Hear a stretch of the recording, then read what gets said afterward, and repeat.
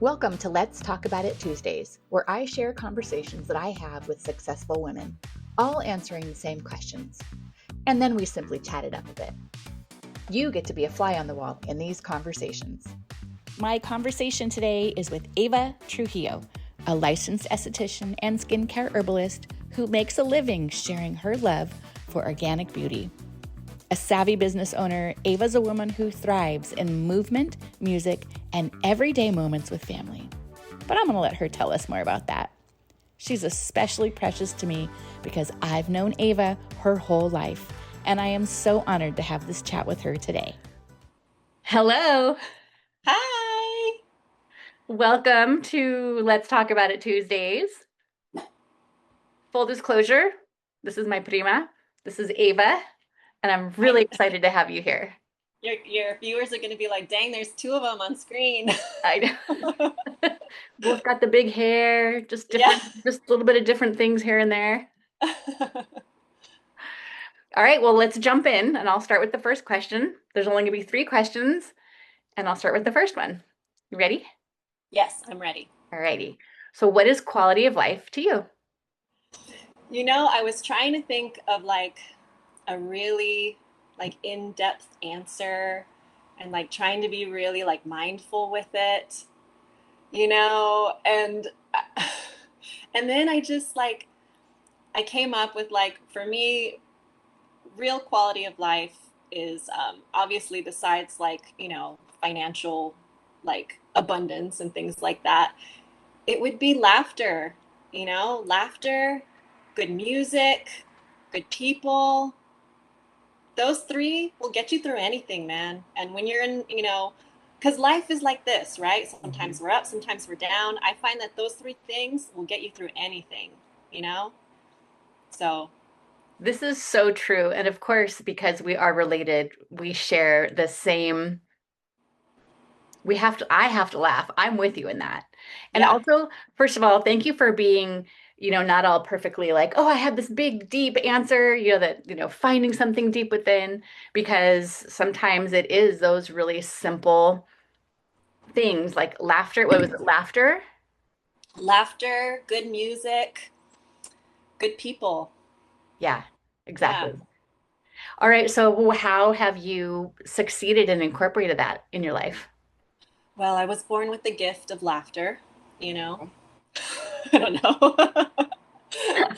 I think we just come from a funny family, man. We were always cracking jokes, and of course, there's a balance. Like you can't always use humor to get through things. You do have to face things head on, but there is a beauty in finding humor in sometimes the darkest moments, um, and you just have to laugh through things sometimes. And music has really, I think, just from the moment I was born, music has just spoke to me, and I've really used it especially in the last 5 years to kind of get through some of the most darkest times of my life.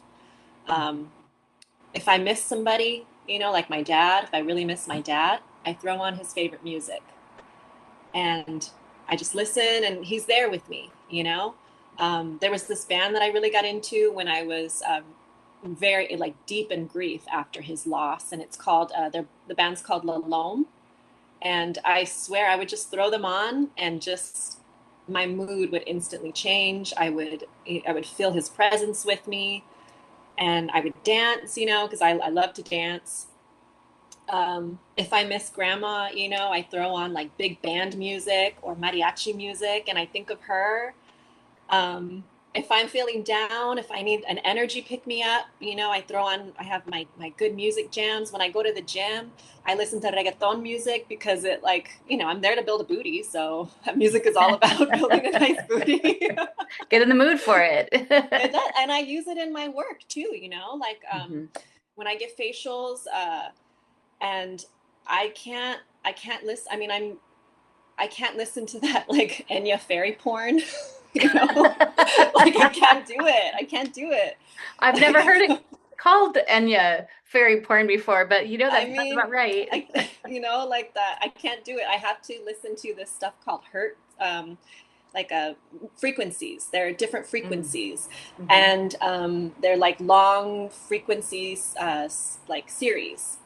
And they just put my clients into a meditative state, and I enjoy listening to that frequency music all day, and I try to choose frequencies that radiate with like self-esteem or relaxation, that speaks to different parts of the body. And because I love listening, I mean, I'll listen to that 8 hours a day and I'll feel great working on Wow. people. It just helps me to have something to focus on. So, and my clients, they fall asleep instantly to it because they don't get used to that noise. It's like almost like a nice white noise during the facials. Mhm. So I definitely love using music and humor, yeah, to get through it, and good people. Yes. Okay, I'm going to talk about good people in a second, but two things. One, Ava practices the craft, art, and skill of being an esthetician. I'm not gonna say you are an esthetician because you're so much more than that. So just to clarify, when you're saying that people are falling asleep and it's relaxing them, that is one of the things that you do. You're not Yeah, I specialize hypnotizing them. in yeah, I specialize in lymphatic drainage and facial massage, and I work with herbs and natural elements. So to me, creating like for my clients like a peaceful environment, I do use sound through that, So I don't tell jokes throughout the facial. I just let them sleep, and Okay, good. Well, I've often wondered because when I go get, my facials, I often wonder, how do they listen to this music all day? I I mean, don't know. I wonder if I they tune gotta, it out. I think that's what they do. yeah. But Sometimes in my head, I'm listening to reggaeton, like me gusta la gasolina, dame más gasolina. thank you for the you know, demo. Okay, and thanks. so the other question I was going to ask you, you talked about humor and you talked about, making sure that there's that balance of a little bit of humor, but and also, feeling the feels. Have you perfected, I'm sure I know the answer to this, but I'm just going to ask it anyway. Have you perfected the art of the laugh cry? What is that? So the laugh cry is something that we do over here is when we are crying, when we're starting to cry, we're starting to feel emotional, we also start laughing. And it's one of these really, so we'll be like, oh, I can't believe I'm crying right now. We'll just do like this mix and it really releases the pressure of, well, I don't know about you, but when I cry, I find that instantly I'm trying to hold it in. I have to purposefully and intentionally allow it to release for whatever reason. I notice my face getting all scrunched up and, I feel the thing in my throat and I want to hold it back. So one of the ways that I let it come out is I start laughing. Hmm. Okay, so I thought maybe we would have that in common. But and we're known, well, my Maya and I, my daughter, for those of you who don't know Maya, um, we we call it the laugh cry. No. Mine are very distinctly separate. Okay, next time it happens to me, I'm gonna FaceTime you and be like, see, it's happening right now, and I'll start laughing. No, but I mean that makes sense. Yes, you're not gonna when you're in deep grief or when you're in something deeply emotional. I would highly doubt that's gonna be the first, second, or third thing that's gonna come out of you as well. But as I've had either emotional conversations or I'm processing through something that makes me feel emotion, I sometimes catch myself just being like, I can't believe I'm crying about this, and then I start laughing at the same time, but then I keep crying. So Yeah. I guess there's really no one way of doing it. When it floods, it just kind of floods out, right? It does. It does. Okay, back to your quality of life. Good people. What does that look like for you? Oh, I have a small group of friends that I trust, and my family, which I'm very fortunate to lean on. Um, but I see that there's also a balance with that too, because as much as I love having good people in my life, you cannot rely on those good people for like um, all the good vibes, Yeah, true.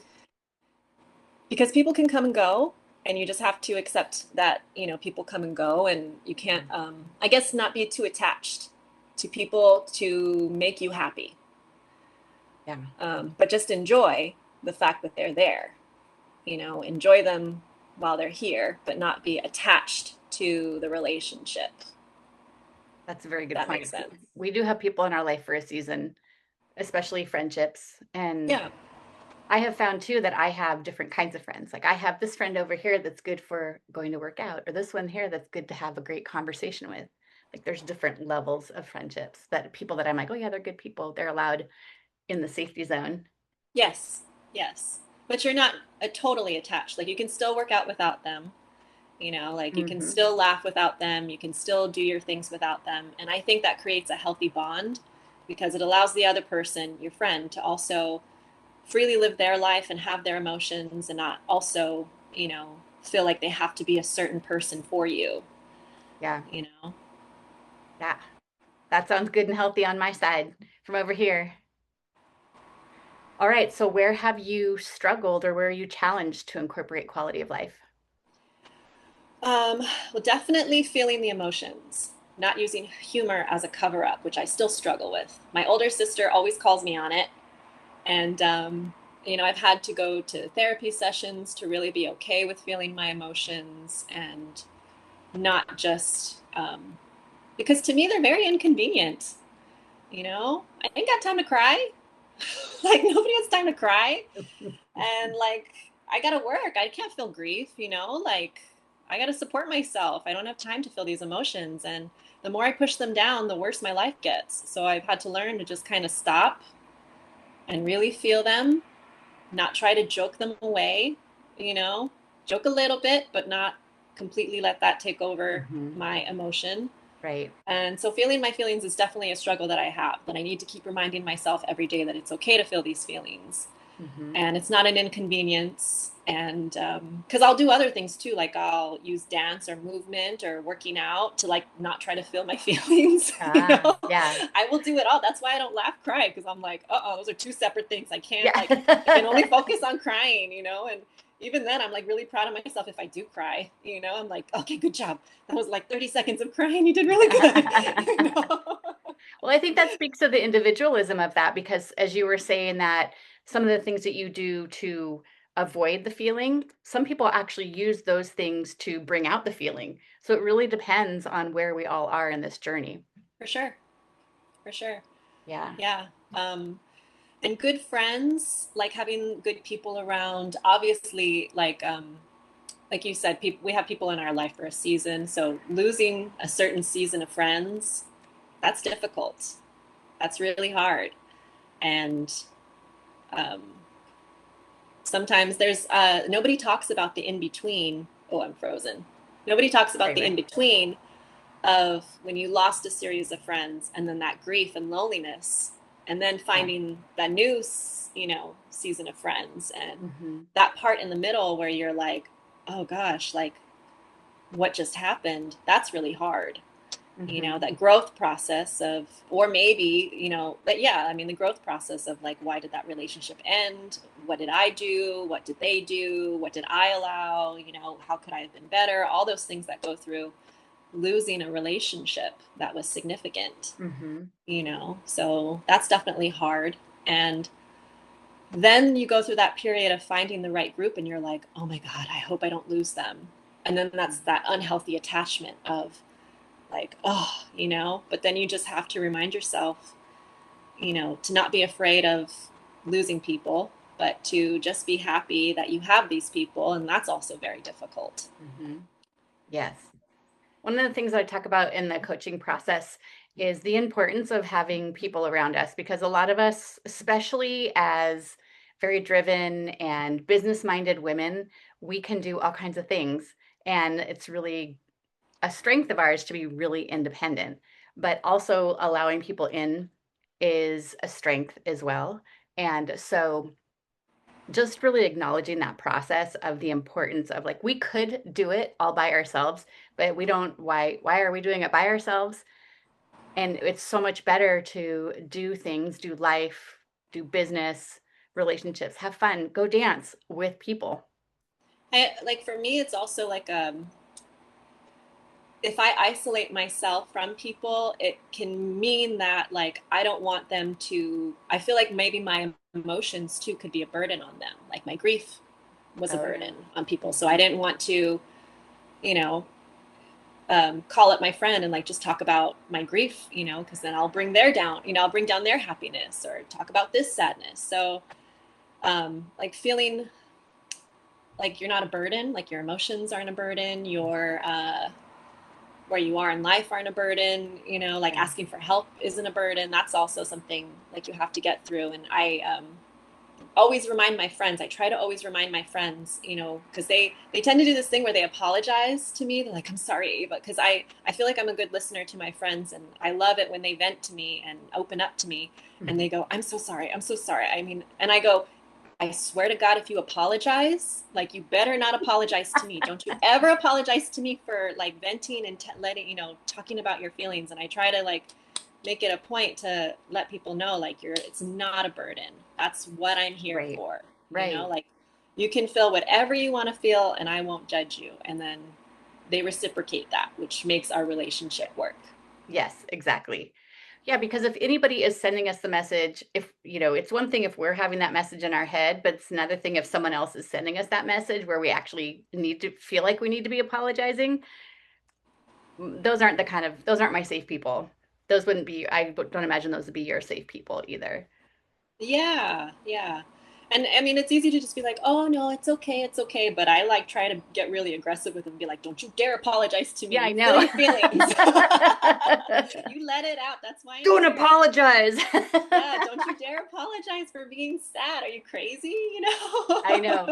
But then, when it's me, I don't sometimes don't treat myself that way with that same gentleness and the gingerness and you can ask me for help, no problem. What I have found that I need to grow on is, or go through sometimes, is I'm going to ask you for help and I'm going to feel very comfortable doing it. Yeah, that's hard. Yeah. Although when I get to these points, sometimes I'm like, where does this come from? But we I don't. don't I don't know where that comes from. But I hope it goes away soon for all of us, I know, I know, I know. Well, I've seen when I am finding more safe people that are in my life, I know there are people that I can call in a heartbeat that I Yeah. never have to apologize for. And I'll say, hey, can I process through this with you? And they come over and we end up having a conversation and there's never any, if I'm crying in the kitchen, I never have to go, I'm so sorry. But that's a cultivated relationship. That's somebody that I've known for a really long time. I probably would have apologized in the very beginning. Hmm. But no, no more apologizing. We Good. can be each other's reminders. I'll send you a text. Hey, did you cry today? Did you apologize for it? Yes, I cried. No, I did not apologize for it. Exactly. Well, that's cool. I really appreciate the three that you've brought that are, because I always say this to everybody, everybody's version of what quality of life is varies. What's important to you and what really speaks to you may not be the same to somebody else. And so I really love having these conversations and finding out, because I'm like, oh, I'm going to put that in my back pocket. The simple fact that I, do a dance party and by myself, or, listen to music is one of my quality of life things. And there's such a variety in all of this. Okay, now the fun starts. Now the extra fun starts. What do we want to talk about? We can talk about anything. Should we air out the family drama? No, I'm just kidding. That probably wouldn't be a good idea I in my know, case. right? It'd be a shoe flying through the camera and it's my mom's. Yes. So Ava and I are related. Our parents are siblings. Hmm. And are we like 17 or 18 years apart? I think we're If you want to lessen the age gap, I mean, you can. Like, I okay, we're like don't know. 10 years apart. But that either makes me younger and you older. So Yeah. it Right. doesn't really matter. I don't We know how we're old you are. I don't know. we're almost a generation apart because Yeah, I was one of the firstborn, yeah. and you were kind of, as people were stopping to have children, you were down there. But you're kind of The in the last middle, of the I eggs. think. Yeah. Yes, that's true. So it's been really cool to watch you as an not, you know how they say elder millennial, as an elder cousin, watch you grow. Because I remember when you were born, and I remember, your folklorio, phase, and encouraging you to See be, my little Fridas, they're folklorico. yes. Yeah. And encouraging you, like, you should go work at Disney, and you're like, no. And it just, I auditioned, oh, but you did. I couldn't do a triple pirouette, so I got disqualified. Oh gosh, I wow. know. Yes. And then you're just kind of watching you blossom into this amazing business owner that I have watched you build and then take a pause and then rebuild and do it in such a fashion that has been really inspiring to me. Thank you. Thank Yeah, you. you were one of the people that I noticed way back on in the day. Hmm. I'm aging myself again. Uh, I'm dating us again. When you used to do social media before it was like everybody was social media, and you Yeah. really built a platform on that and a client base and a name for yourself on that platform. Hmm. What made you just step into that? Was it something that was attractive to you? You know, it's funny because back before social media, how we would market ourselves is we would, get those flyers and go to parking lots and put the freaking flyers on the parking on like people's cars. Social media, I can do one post and I don't have to walk anywhere. I don't have to leave my room. Yeah. And I also was not a very good networker. I mean, I know I seem very extroverted, but I'm an introvert. I'm a natural introvert. Like after this is done, like I'm taking a 3 hour nap. I have to recharge and listen to my music. Like I can perform when I have to, but I really need to recharge. So networking events are not my jam. They've also never brought me business. Going to like spa, like what is it, like Oh yeah. conventions and stuff like that never has brought me business. Um, go like flyers didn't really bring me business. What brought me business was social media. It was the thing that worked. And then getting your clientele from social media and then really cultivating those intimate relationships from people on social media. Mhm. That is what's worked for me. That doesn't work for everybody, but for me, that's what seems to work. So I don't deviate from that because every time I do, it doesn't work. you Yeah. I mean, it's know? good to know what works and how you best work. Yeah, for some people it's different. Some people like still do phone calls, they like that. Um, yeah, some people love doing networking in person. Um, Hmm. I would rather not. It's not my jam. Well, that's part of the recipe that I'm doing on these episodes, which is bringing women together in conversation about A, what's quality of life, but B, I'm attracted to inviting you to this because you are, I keep wanting to say badass, and that's just not my favorite phrase, but it's coming to my lips. So I'm gonna regroup. You can say chingona. People are saying chingona Yes, now you are instead of badass. chingona. Yes, thank you. So much better. You're welcome. Okay, where was I? But you have just expressed to me, and you've expressed, I think, in who you are and who you have grown to be and who you're growing to be even more, this amazing, resilient, driven, passionate about what you do. I always live hearing you talk about the herbs and all the serums and all the things that you post. And it's inspiring. I think that the traditional, and I say this all the time, the traditional workplace wasn't built for us. Mhm. And so to find what we love and figure out a way to do it in a way that we can be financially prosperous in it, emotionally prosperous in it, and feel fulfilled is a win. I find that like especially the women in our family, we come from a line of entrepreneurs. Like Mama Soledad, she, had her catering business, she had a restaurant, grandma was always working, but I feel like any of the women in our family, if you put us in like a traditional work setting, we automatically become the leader. Hmm. You Yeah, know, we're that's like, true. That's very and then true. And then we're just like, you know what, we could run this thing way better. And so then we end up just like starting our own business somewhere down the line or like doing something totally different. So I think that's all of us. Like, you just let out the cat out of the family secrets. That's the I can drama, do this better, y'all. so I do my own thing. That's the drama. Yeah, no, that is very true. We do come from a line of really driven and strong women. I keep using that word, but we come from a line of women that modeled this for us. That's all we knew. My mother didn't work traditionally, but Yeah. I Yes, she grew did. up.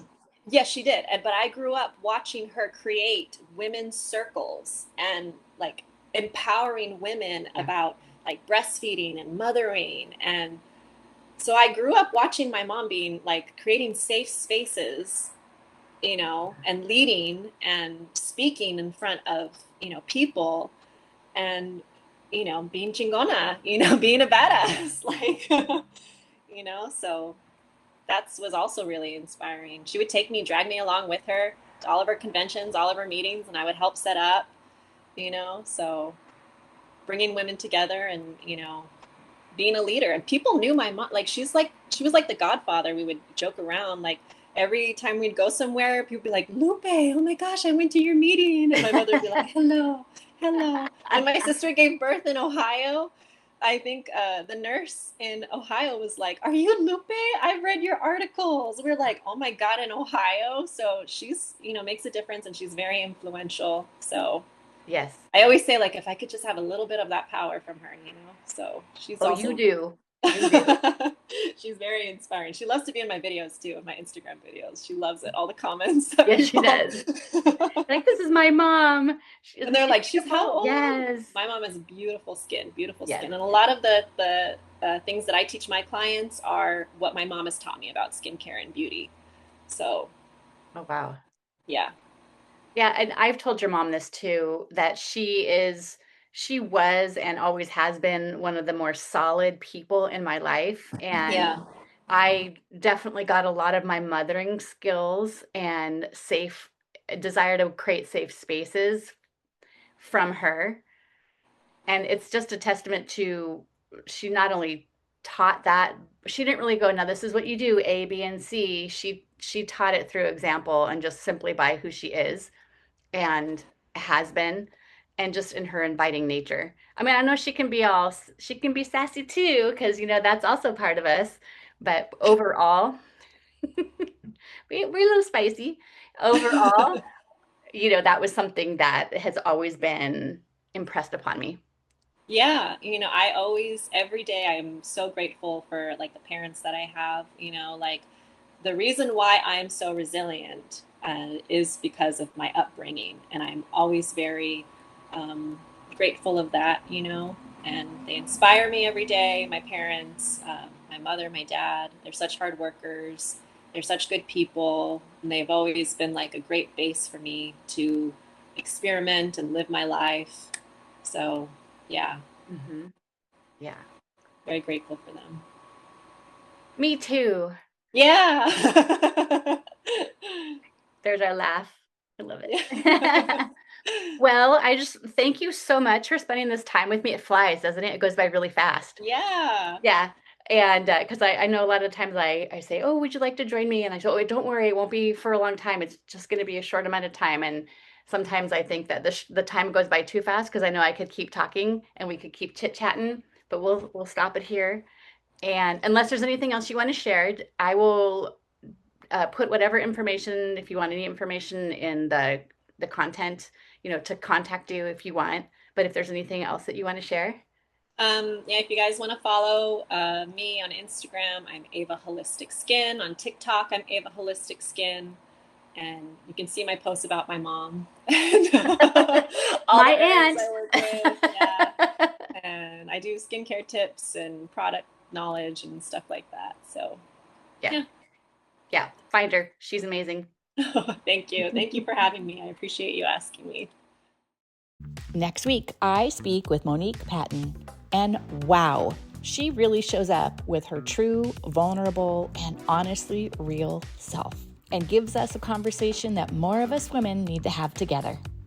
just out of my body. Anytime something stressful came along, there it go. And it literally, I would walk around feeling like I was in a fog. And finally I went to therapy, went back to school, the psychology, and did a lot of the really hard work. I'm Chelsea. I'm here to help women build and incorporate quality of life into our everyday busy lives. See you next week.